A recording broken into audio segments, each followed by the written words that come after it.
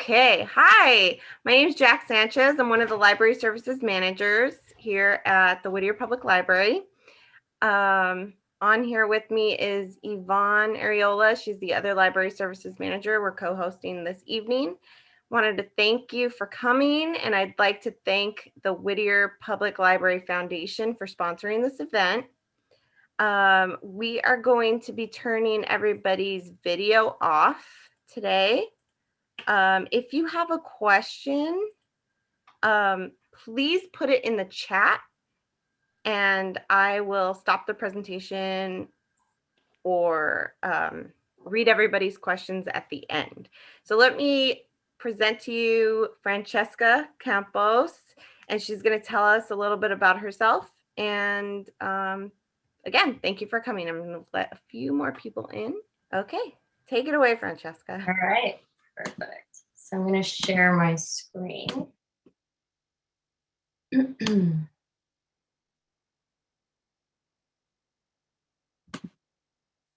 Well, hello, everyone. My name is Francesca Campos, and I am an associate marriage and family therapist in Los Angeles. Before getting started, I just want to say a quick thank you to Whittier Public Library for providing me the space to be able to share some information and resources with you. So as we get started, just a brief introduction of myself. I graduated from Cal State LA with my master's in counseling in 2019. I currently work in community mental health. I work with kids and families focusing on at-risk youth, kids struggling with depression, anxiety. And I'm currently getting certified in DBT, which is dialectical behavioral therapy, which is to be used with kids who are high-risk suicidal.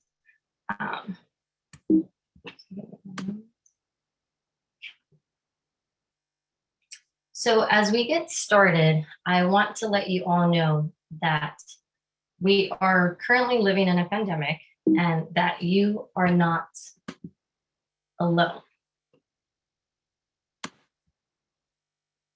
We are living during a time of uncertainty, which is there are high levels of stress. And with COVID going on right now, many of us have been impacted, whether it's loss of employment, financial distress, changes to routine, a death of a loved one. We are all going through it in some way.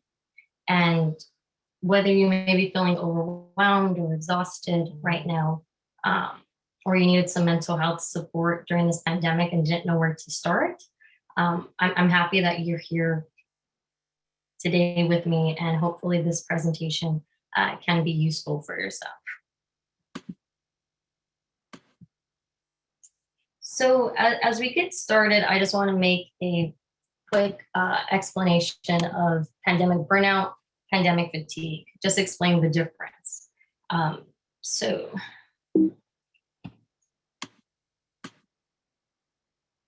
Pandemic fatigue, what is it? Pandemic fatigue is often, it's something expected and it's a natural response to a prolonged public health crisis, such as COVID.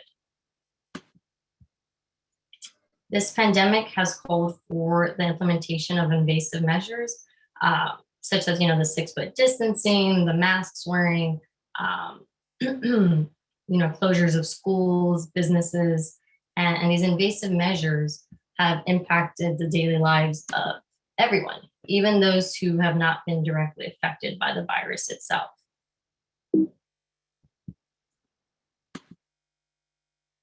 When does it occur?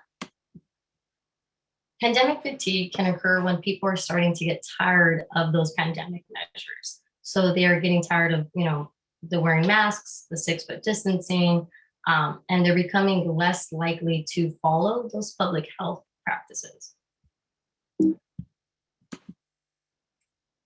With pandemic fatigue, many people can experience it differently. We all have a different response to stuff. However, with pandemic fatigue, a natural sense of burnout can happen.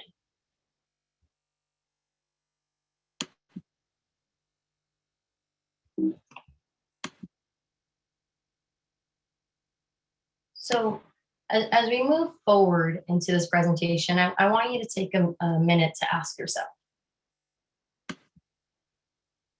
have you become irritable or impatient with coworkers, customers, patients, or clients? Do you lack the energy to be consistently productive?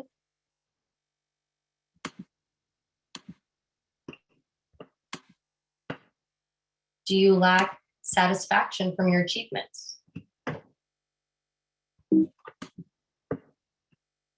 Do you feel dissatisfied about your life?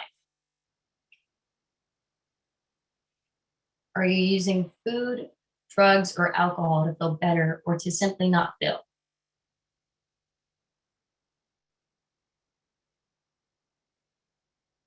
Have your sleep habits or appetite changed?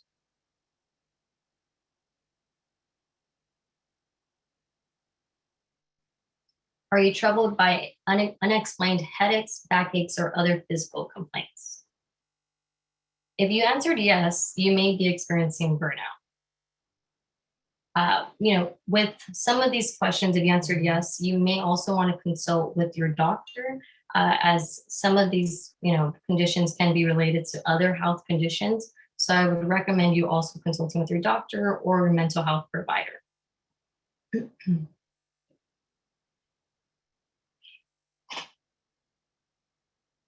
So what is burnout? Burnout is what happens when you have reached your limits mentally, emotionally, and physically. It occurs when you feel overwhelmed and you're unable to meet constant demands. It's a reaction to prolonged or chronic job distress and is characterized by exhaustion. You're starting to feel like you aren't kind of identifying with your job and feelings of reduced professional ability. So with burnout, you're basically just feeling really drained, exhausted, and kind of just not sure where to go.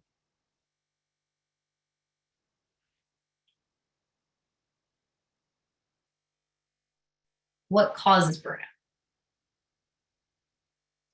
So burnout can happen if you have an unsustainable workload. So if you feel like you have a high caseload, there's big demands from your job and you can't manage it. It can also happen if there's perceived lack of control. So you're feeling you're just losing control with work. Again, like you can't control, like, let's say, a full caseload of clients, paperwork.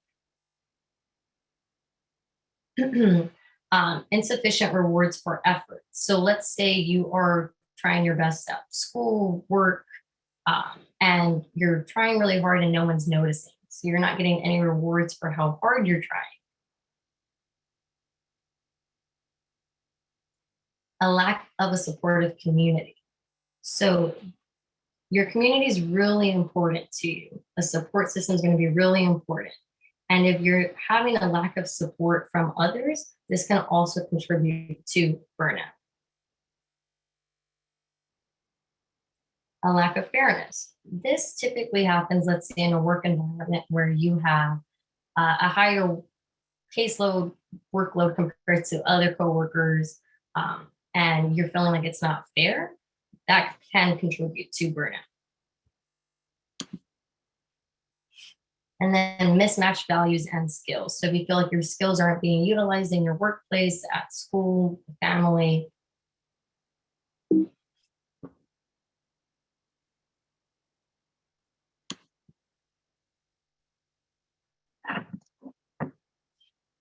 You may be experiencing burnout if every day is a bad day. So if you're waking up in the morning, you're already feeling unmotivated, nothing's even happened yet, and you're just feeling today's going to be a terrible day. It's bad. This can be a sign that you're feeling burned out. If you're feeling exhausted all the time, no matter what you do, no matter how many naps you're taking, you're just feeling tired. You're feeling drained.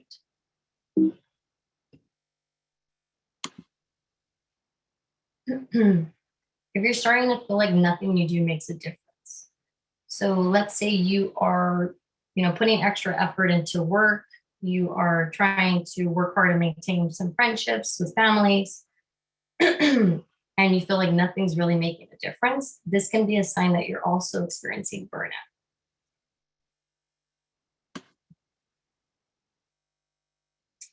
And then if caring about your work or home life seems to be like a waste of energy or time. So let's say throughout the day, you were starting to feel as if, what's the point of me cleaning the house, cleaning the room, or just fixing up my work environment, my workspace, and it just seems like a waste of time. This can be a sign that you're experiencing burnout. Now, burnout sounds similar to stress, right? So right now you might be wondering, what's the difference between burnout and stress? How do I know that I'm not just stressed out? So what is the difference between stress and burnout? For many of us, we've experienced stress throughout our lifetime, whether it's been in school, with family, with friends, even before COVID happened. We've all had stress in some way. Now, stress, we know, has an impact on our health. If we have high levels of stress, it can lead to severe, health conditions. So the distinction between stress and burnout is that stress is characterized by overengagement. It's the sense of urgency, like you need to get this done. You have all this stuff. Let's say, for example, I have a bunch of paperwork I need to finish. I need to do this now. You're feeling stressed. Your emotions are overreactive. You have a loss of energy. And with stress, it can lead to anxiety disorders in the future. And again, high levels of stress can cause health conditions. Now, with burnout, that is more, it's characterized by the disengagement. So you're feeling hopeless, you're feeling somewhat like isolated. What's the point? Your emotions are blunted. Burnout's producing that sense of helplessness. And there's kind of like, it leads to detachment and depression. It can lead to depression if you have high levels of burnout. So with burnout, it's more emotional. You're kind of feeling detached from what's going on. There's no sense of urgency. And with burnout, it can make you feel as if like, what's the point? Why am I even trying? Kind of like what I said similar earlier, like, you're trying so hard, but you're not getting any rewards. Nothing's been like being seen of how hard you're trying. Although burnout isn't a diagnosable disorder, it doesn't mean it shouldn't be taken seriously.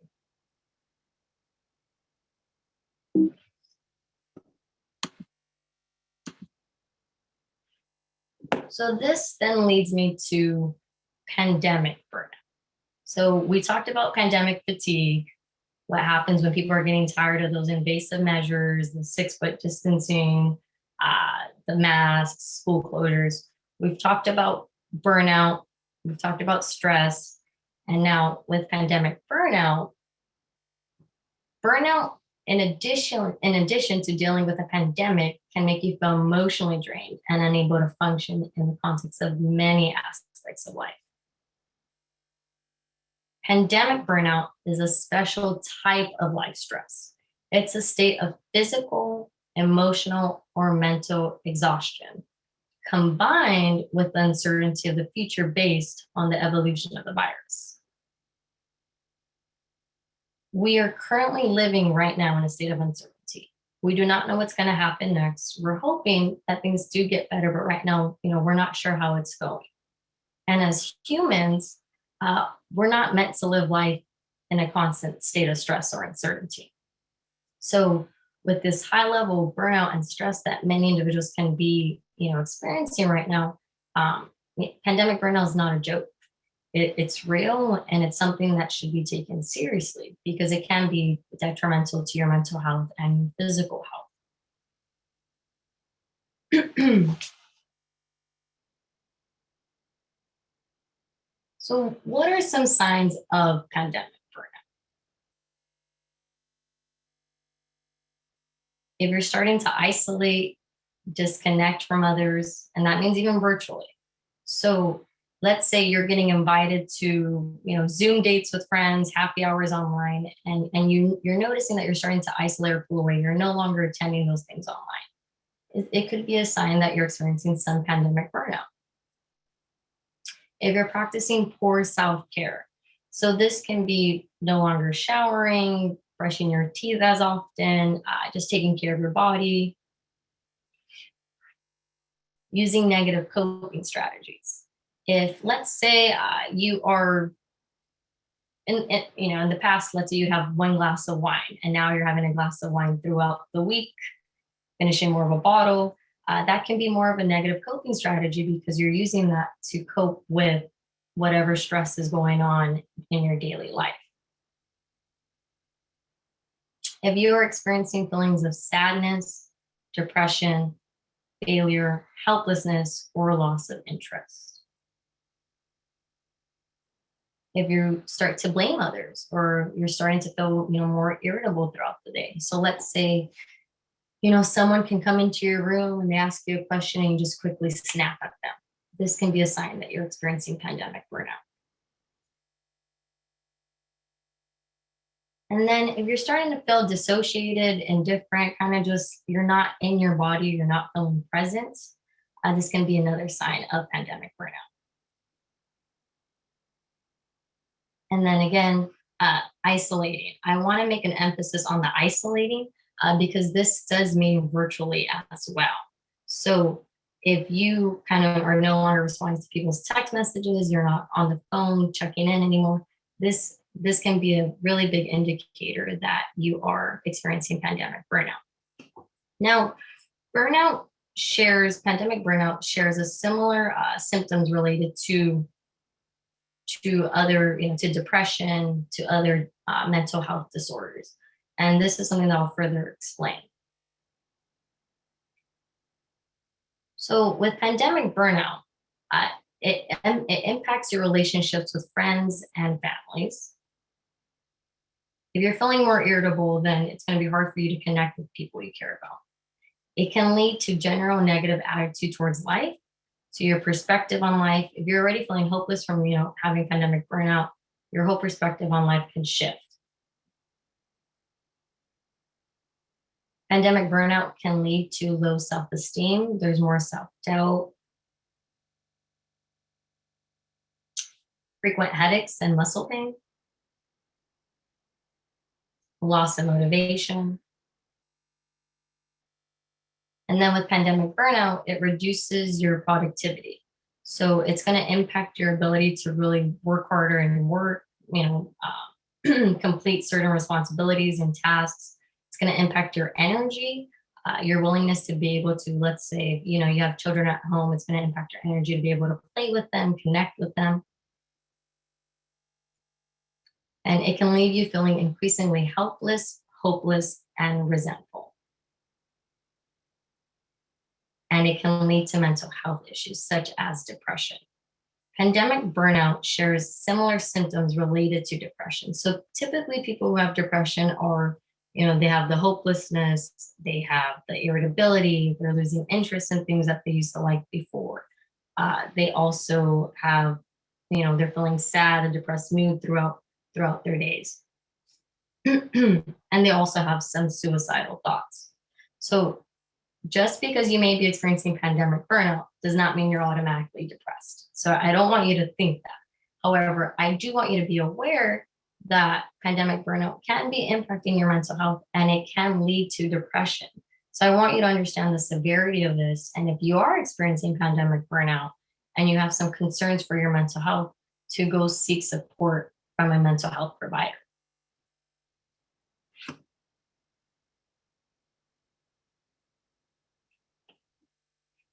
Your mental health is important.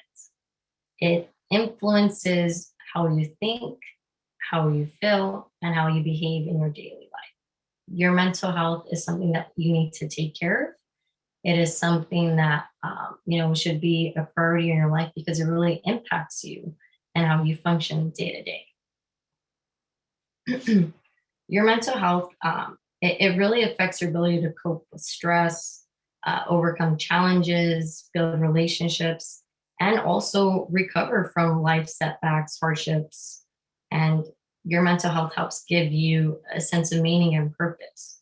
So if we're living in a time right now where, it's a pandemic, there's a lot going on, and a time of uncertainty, it's going to be important for you to take care of your mental health, because that's what's going to help you survive it.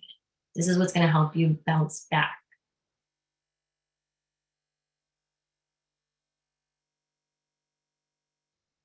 So as we move forward into the mental health tips, and I share some tips for you to be able to take care of your mental health and help strengthen it, I want you to first, make a distinction between thinking and noticing. So as you're sitting down right now watching this presentation, I want you to make a distinction between thinking and noticing. So thinking is an act of trying to make a sense of a thought, and this can lead to judging a thought as good or bad.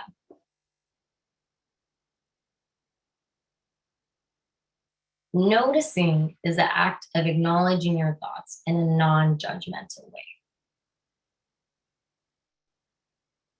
So as you're sitting here right now, I want you just to notice what is going on in the world. What is going on in your home? Just notice. Take a couple seconds.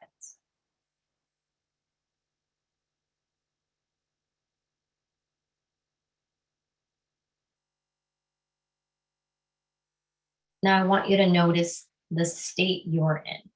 So how are you feeling right now? How are you feeling as you hear me share this with you? What are you feeling in your body?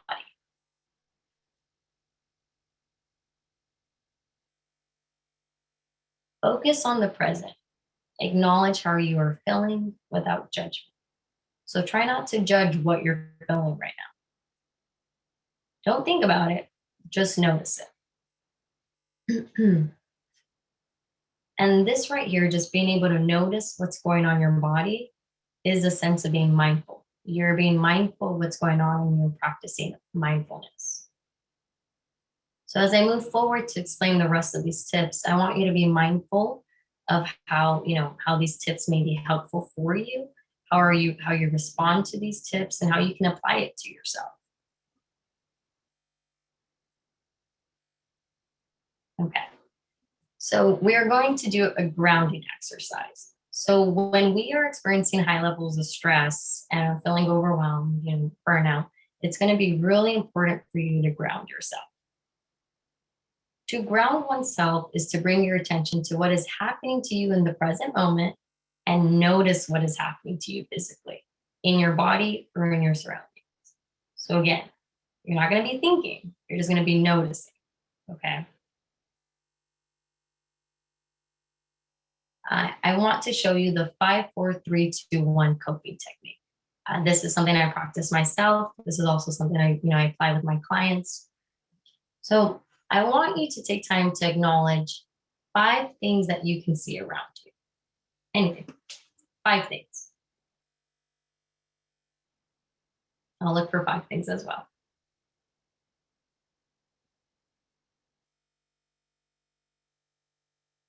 Okay. Now, I want you to acknowledge 4 things that you can touch around you. It can be anything. It can be your shirt, it can be a pen, it can be your computer, anything. 4 things. Just acknowledge them.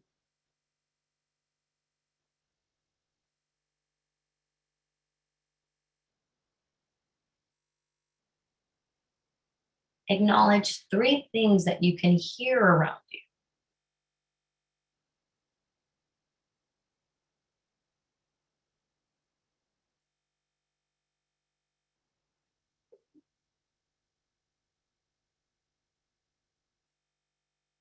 Acknowledge 2 things that you can smell around you. Maybe it's a candle, perfume, food. And now acknowledge 1 thing that you can taste around you. So maybe you have a cup of coffee, tea around you. So with grounding, you can use grounding exercises to help you with unwanted memories, negative emotions, or just challenging emotions. It can help you reground yourself into your body and feel connected. And sometimes when you're experiencing pandemic burnout, you kind of feel that detachment from your body. You're disassociating, you're checking out. And grounding can help you come back into the present moment. It's a very useful coping skill that you can apply to your life in many different times.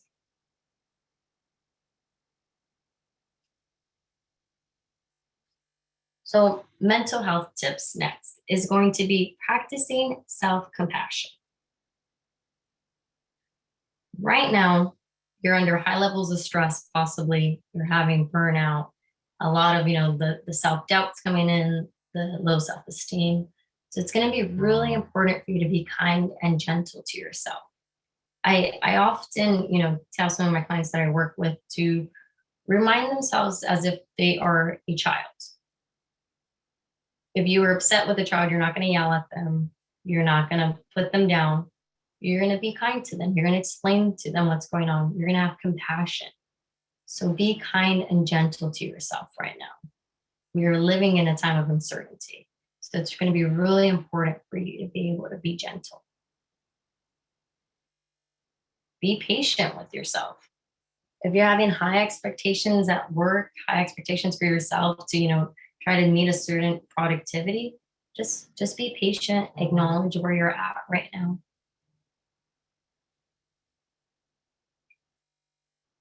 Practice positive affirmations to replace existing thoughts that may be untrue or hurtful. So sometimes where that negative thinking may come in, the judgment thoughts, you can practice these positive affirmations to kind of to reframe those thoughts. So you can say stuff like, I love and accept myself just the way I am. There's nothing wrong with you. You are fine.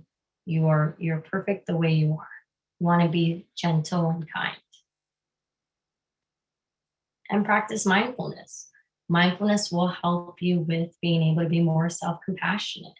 And you practiced some mindfulness earlier with me of just thinking and noticing about what's going on in the moment. So just practice mindfulness and give yourself a cup of self-love, because it's going to be really essential for you to have this self-compassion moving forward in this pandemic.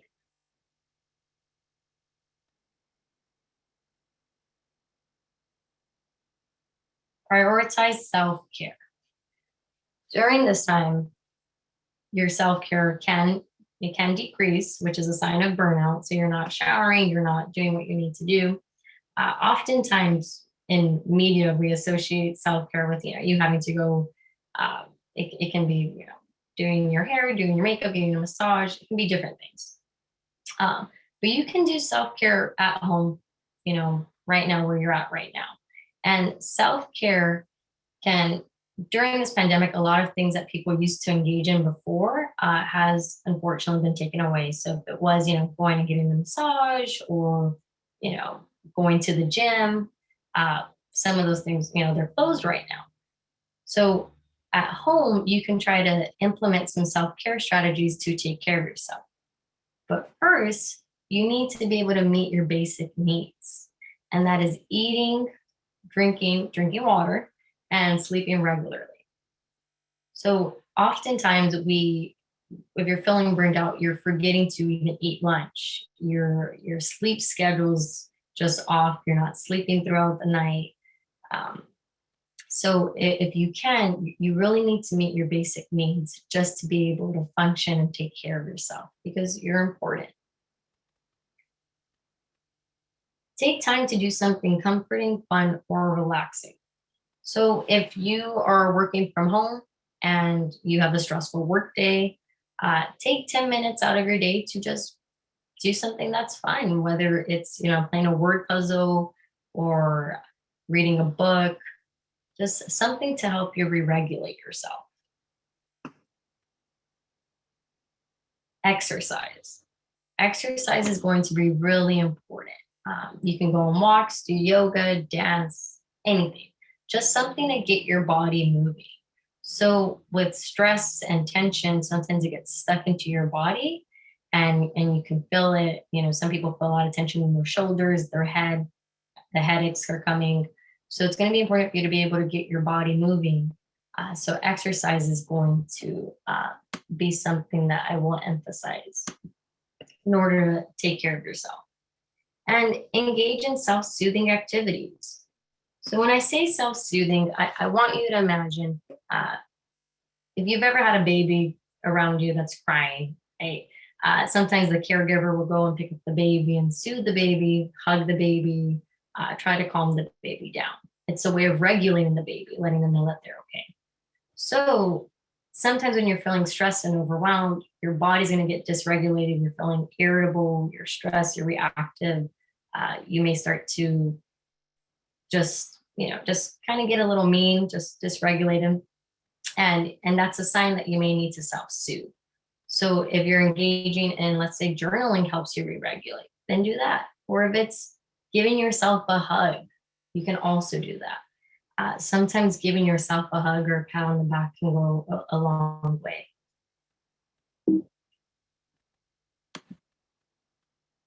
And self-care is not selfish. You need to be able to take care of yourself. If you can't take care of yourself right now, it's going to be really hard for you to just get through the day. So prioritize your self-care. Meet your basic needs. Do something that's comforting for yourself.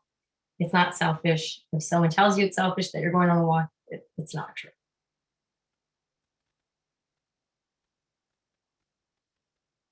Stay connected.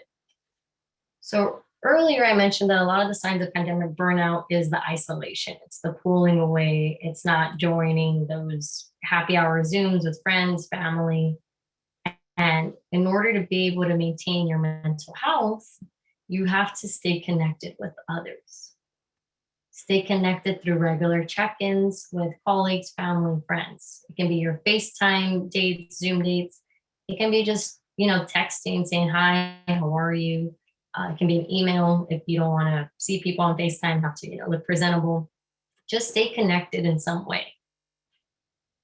You can write letters to your loved ones. So let's say, if you want to stay connected with friends and you don't feel comfortable going out and doing a socially distanced date at the park, or, following CDC guidelines, if you don't feel comfortable doing that, you can engage in activities at home. You can write letters to your loved ones to still stay connected.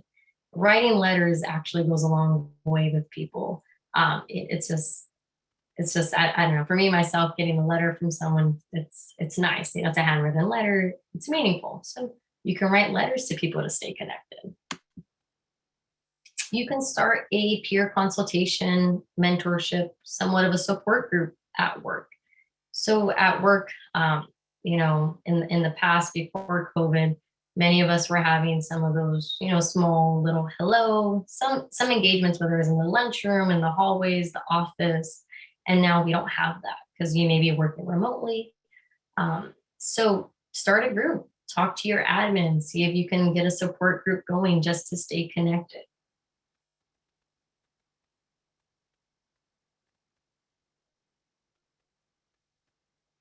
Set appropriate boundaries. Setting boundaries is going to be really important for your mental health. You can set boundaries with others in your household, with friends. Right now, as some people may be working remotely, kids are going to school at home, you're all living under the same roof, no one's leaving, it's a packed house. So it can be really overwhelming at times. So it's going to be important for you to set boundaries. So that can look like either, if you have the privilege of being able to go into other rooms, because it may be a bigger space, then make sure you have, this is your designated space to go to school. This is my designated space to go to work. Please respect this boundary. It can also look like, if you have a smaller space, you can ask your people in your household for, let's say, 10-minute break of like, hey, I just need to be alone, or I need me time, and I need a break. So it's okay to set boundaries with others, especially in your household. They're important. So that's your space, that's their space, and then the boundaries are right in the middle. Add structure to your day. Set a routine. So during this pandemic, a lot of our routines changed, your daily schedule changed. And with, feeling burned out, you may lose some motivation to even get out of the bed or do stuff that you need to do. So it's going to be important to stick to a structure, set a routine, set a time that you're going to wake up, a time that you're going to eat, engage with family and friends, get connected. This is going to help you fight against that, the loss of motivation, and also help you add more meaning to your day. And take breaks, pace yourself, take appropriate rest if you need to rest. Oftentimes, you kind of get the sense that you need to try to work more because you're feeling like maybe less motivated and you're feeling burned out, but you feel like you're trying to fulfill that, and you're going to overwork yourself, which is going to lead to more burnout. So just take breaks, even if it's a 5-minute break to go outside and see daylight, or just, to drink some water, take a nap. Breaks are necessary. And if you're working remotely, so if you're working from home right now, set boundaries with your work schedule and space. So a recommendation would be, let's say you typically work a 9 to 5 and you're working from home right now, try to close your computer at 5. It's not going to be beneficial to your mental health because it's just going to lead to more stress and more resentment and feeling more burned out. And if you, let's say, if you have the ability to work in a different space than your bedroom, I would recommend that, because you also want yourself to notice that your bedroom is a place for relaxation, to sleep. It's not a place for work.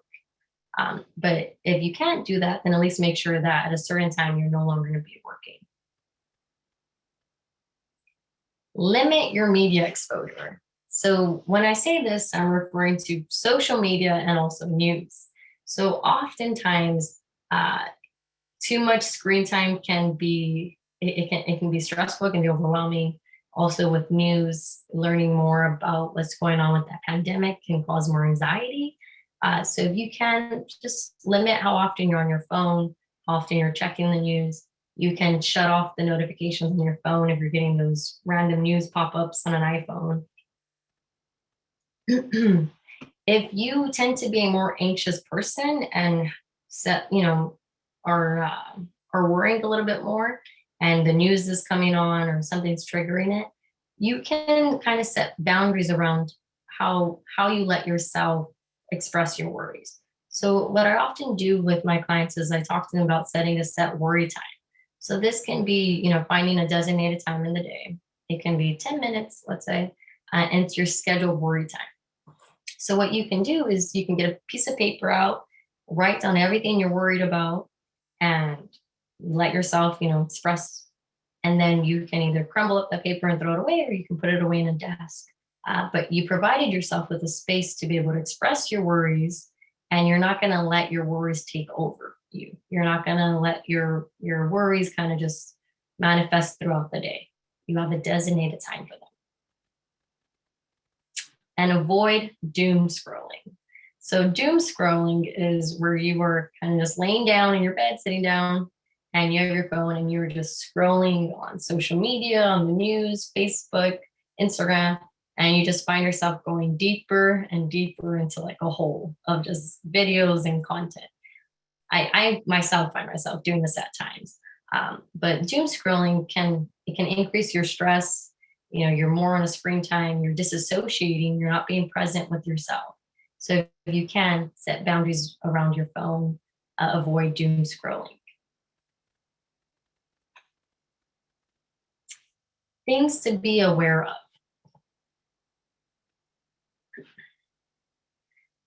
Be aware of your intake of caffeine, sugar, alcohol, or drugs. So if you tend to be a little bit more anxious, try to lay off the caffeine, the sugar. Also, alcohol and drugs, they are depressants. So if you're struggling with pandemic burnout, you're already feeling hopeless, low energy, high level intake of alcohol or drugs can be detrimental to your mental health if you already have some risk factors. So just be aware of it. Just, as a warning sign. I also want you to be aware of your judgmental thoughts. So if you're feeling burned out, you have a negative attitude towards life, your self-esteem is low, you're going to be hard on yourself. So avoid any judgmental thoughts on yourself or on life.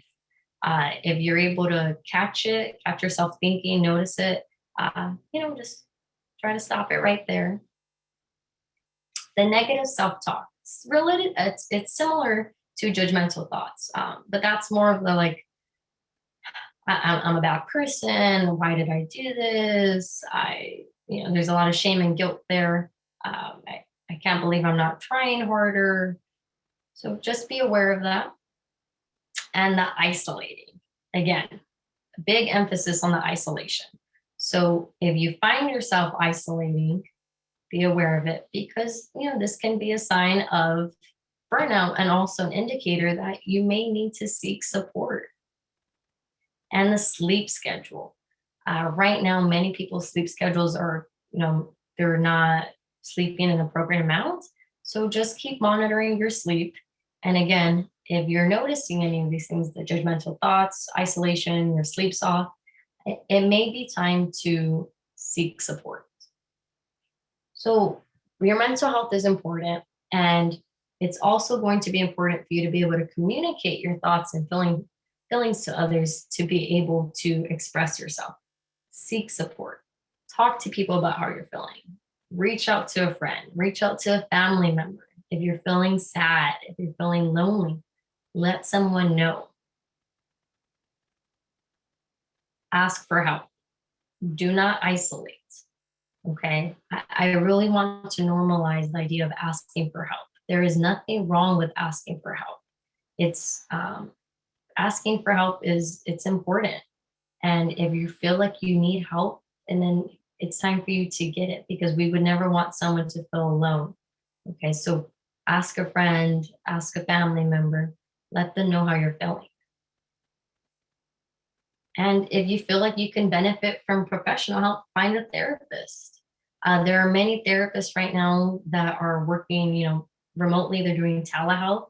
So find a therapist. They would love to work with you, and they can help you kind of navigate any stress that you're having, any feelings of sadness, any concerns. You are not alone. Okay. And I know during this time right now in the pandemic, feeling burned out, often you may feel like you are alone, but you are not. There are many people right now experiencing the similar things that you may be feeling right now.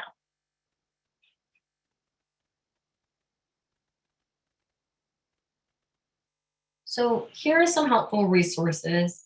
Earlier, I mentioned mindfulness can be helpful, exercising, and also meditation. Some meditation apps that I have used for myself has been Calm and Headspace. These are not sponsors. I'm not trying to advertise them, but they're useful. They're easy to do. They're easy to access on your phone. Headspace actually, I think, just recently linked to the Nike app. So if you're a runner or you like to do that, you can do mindfulness as you run. And then if you are interested in seeking professional help, you can find a therapist online. You can look on professional psychological organizations such as APA, American Psychological Association. They have a list of therapists that they have registered with them. You can also search therapists provided by your insurance company. So let's say with Kaiser. I know Kaiser, what they do is they have a list of therapists that they have in network that you can go see. And then you can also look online therapy sites such as Psychology Today or Good Therapy. They offer, great lists for therapists in your area. More resources. These are the numbers to the National Suicide Prevention Lifeline. So if you're feeling lonely and you feel like you need to talk to someone, you can contact that number. I also listed one in Spanish. There's also the Substance Abuse and Mental Health Services Administration helpline. There's the OK to Talk helpline for teens. And then there's a crisis text line that you can also contact. Disclaimer, this presentation aims to provide education and help raise awareness of mental health. Although I am a therapist, this presentation and Q&A are not an appropriate space for therapy. Any tips or information you use from this presentation is at your sole discretion. If you are experiencing a mental health crisis, call 911 or find a therapist near you, and you can refer to my slide that I previously showed on how to find a therapist. And again, I just want to thank you all for being here today. I hope that you can take some tips with you moving forward. I also want to thank Whittier Public Library for allowing me the space to be able to share some information with you all. And thank you. So I believe we'll be opening it up to some Q&A. Great. Thank you so much, Francesca. Does anybody have any questions? Also going to add a link to our YouTube page where this recorded video will be housed.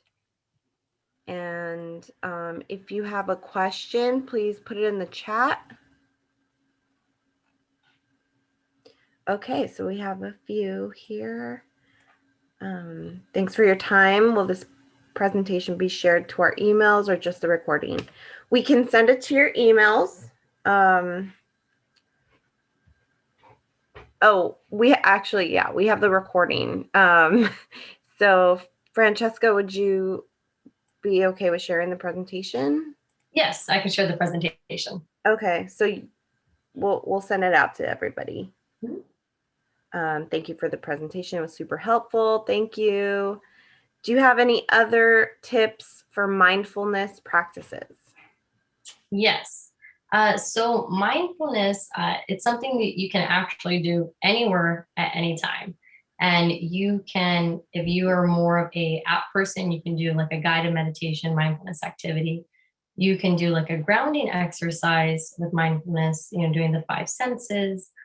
You can practice mindfulness either if you are, let's say, in your bedroom and you can find something to just look at, ground yourself, describe it, notice what's going on. Mindfulness, there's not really a right or wrong way on how to do it. It's just more of being present and noticing what's going on, observing what's going on, and fully participating in it and practicing it. Thank you. We have another question. If you see someone experiencing burnout but does not want to seek help, what do you do? Yes.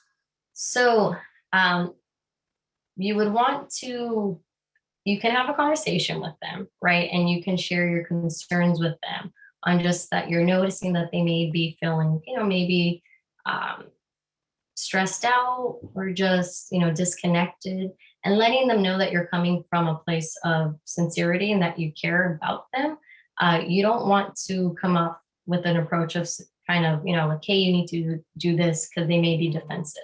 So I always encourage people, if you're concerned about someone, just let them know that you care and you're concerned. But ultimately, it's going to be that individual's person's own choice if they want to seek help. Thank you. Another question. Do you have any suggestions or tips for helping college students cope with pandemic burnout? Yes. So, with college students, it's a very stressful time right now trying to do school remotely. I would recommend, if you're feeling overwhelmed or stressed, definitely still seek help from, friends, family. If you want to connect with a therapist, connect with a therapist, and also communicate with your professors and let them know what's going on, having that open communication. Because it's going to be important for them to know what's going on so they can also help you. And just, keep practicing being kind to yourself, seeing where your expectations are for yourself, and just acknowledging that you are struggling right now with burnout and that you're trying the best that you can. Thank you. Do you have any suggestions? Oh, I'm sorry. I missed one. Marina asked, what do you personally like to do when you're dealing with burnout? So for myself, because I do experience burnout as well, I do enjoy trying to get out in nature if I can, going on runs. That's the way I regulate myself. Of course, socially distanced, safe, wearing masks. But if I can get out away from my workspace and being in the sun. That is something I do. Do you have any suggestions for positive coping strategies for high school seniors during these difficult times? Yes. Definitely recommend, if you enjoy doing arts, listening to music, engaging in some self-soothing activities to help you regulate yourself. So drawing can be a positive coping skill. Listening to music, watching your favorite show can be a positive coping skill. It's kind of going to help distract you from any overwhelming emotions that you have. Also, with teenagers, it can be it's difficult to be able to express yourself verbally to someone. If you can't do that, then just try to reflect on your own and just acknowledge how you're feeling, and that can help you be able to cope with any uncomfortable emotions that come up. Okay, Lorraine said, very informative presentation, especially at this time of isolation for many individuals. Thank you for sharing. Alex said, great tips to stay grounded and get through this rough time. Thank you for the presentation. And that looks like the last of our questions. If anybody else has another question, just wanted to say thank you from all of us at the Whittier Public Library for attending, and thank you for presenting, Francesca. Let's see, I'm going to add a clap here. We will get that presentation to everybody that signed up and a link to the video, hopefully sometime next week. If I'm not too burned out by the end. But thank you so much. On behalf of everybody here, that was an excellent presentation, so thank you. And we'll see everybody at the next program. Thank you all. Hannah says thank you. All right, thank you from everybody. Bye, thank you. All right, thank you so much.